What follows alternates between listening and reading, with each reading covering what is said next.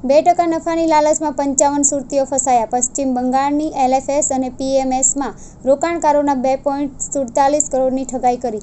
Economical સેલે તપાસ હાથ ધરી. સુરતના 55 જેટલા રોકાણકારોએ પશ્ચિમ બંગાળમાં આવેલી કંપની એલએફએસ અને પીએમએસમાં 2% નફો મેળવવાની લાલચમાં રોકાણ કર્યું. ત્યાર પછી કંપનીએ નફો આપવાનું બંધ કરી તમામ રોકાણકારોના 2.47 કરોડ આજ દિન સુધી પરત ન કરતા સુરત ક્રાઇમ બ્રાન્ચમાં ફરિયાદ નોંધાઈ છે.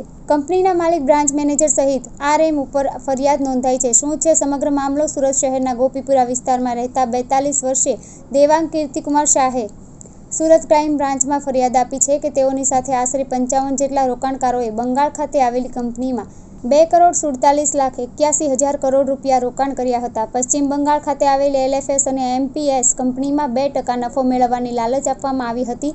જાન્યુઆરી વર્ષ 2022થી બેંક મારફતે રોકાણ પેટે તેઓની કંપનીના બેંક એકાઉન્ટમાં મેળવી લઈ શરૂઆતમાં રોકાણ મુજબ 2% નફો આપવામાં આવતું હતું.